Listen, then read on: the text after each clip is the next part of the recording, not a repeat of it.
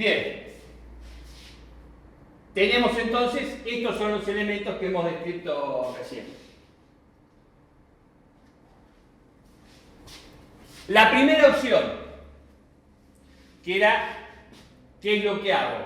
Este archivo que yo formé, lo puedo guardar y lo puedo abrir. O sea, una vez que yo terminé de trabajar, guardo mi trabajo.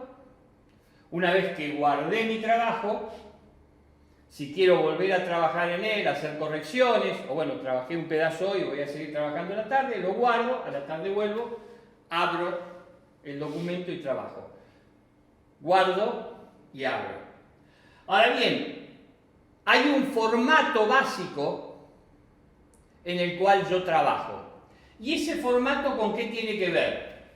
Con la manera en que yo almaceno los caracteres, con la manera en la cual voy a identificar el formato, en la cual cómo voy a trabajar con el texto, qué grupo de caracteres voy a usar.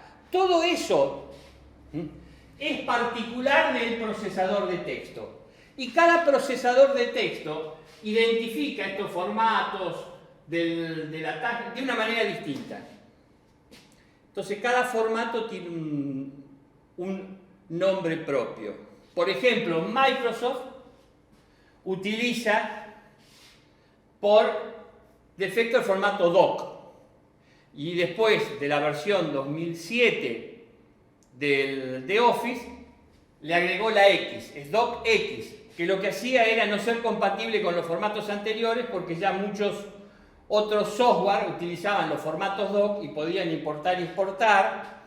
Entonces, para que no le pudieran utilizar los documentos que generaba Microsoft, sacó la versión docx y nadie podía importar los archivos docx hasta que al final, por ingeniería inversa, descubrieron cómo eran estos formatos y hoy la mayoría de los programas pueden importar tranquilamente un documento en formato docx.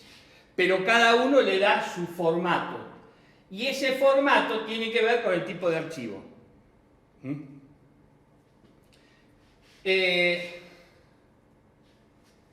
Básicamente en LibreOffice vamos a trabajar con formato ODT, Open Document Text, o sea, formato de texto abierto. Bien, tenemos todas las opciones de una interfaz común de Windows, en el cual podemos elegir en qué lugar del disco rígido vamos a guardar el archivo. Podemos crear, si necesitamos, un lugar nuevo, un repositorio nuevo, hacer un subdirectorio nuevo para guardarlo.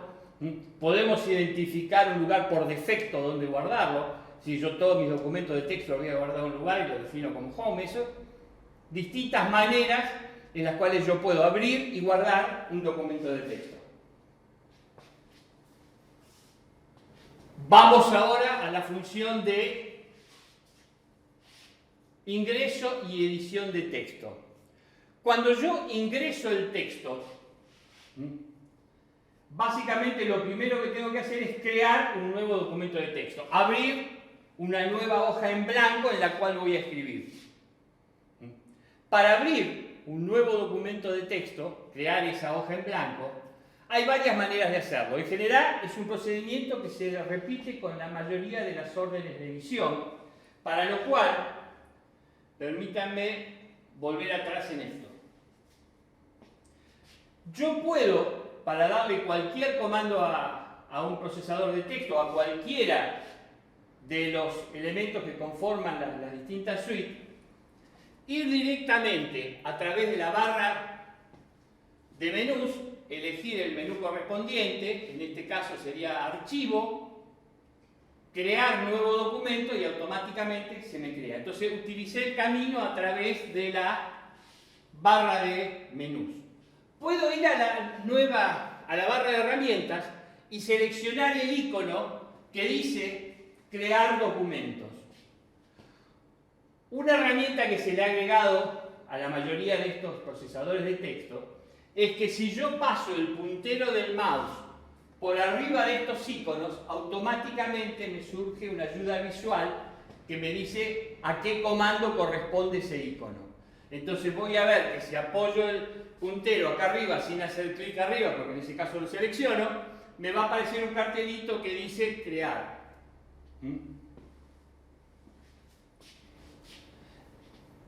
Y existe una tercera manera de acceder que se llama el shortcut, el atajo. El atajo es directamente, hay una combinación de teclas que me permite automáticamente ejecutar ese comando.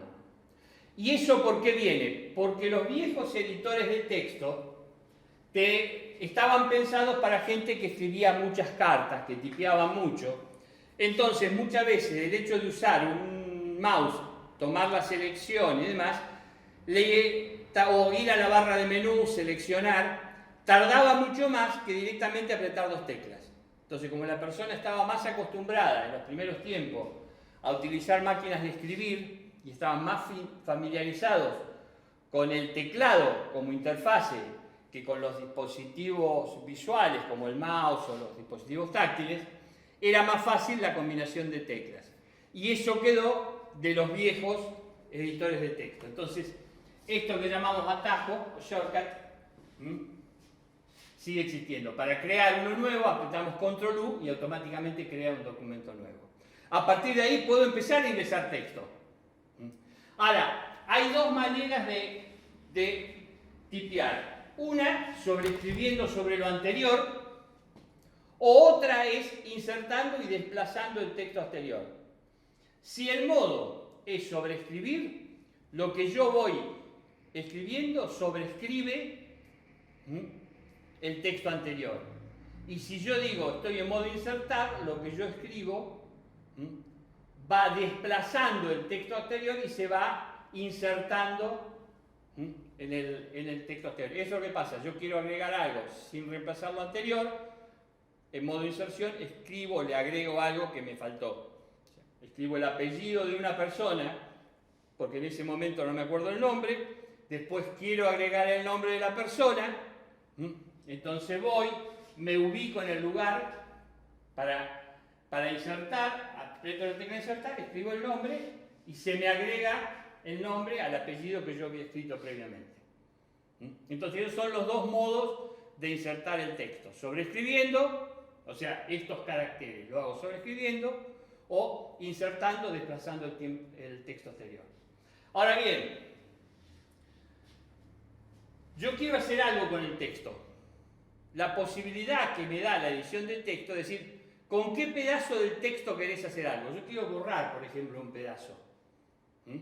O quiero reemplazar un pedazo de texto.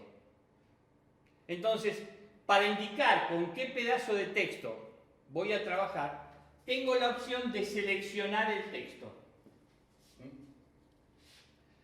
Puedo hacer directamente clic sobre el texto y básicamente con un clic se inserta y me dice, bueno, yo voy a trabajar en este lugar del texto.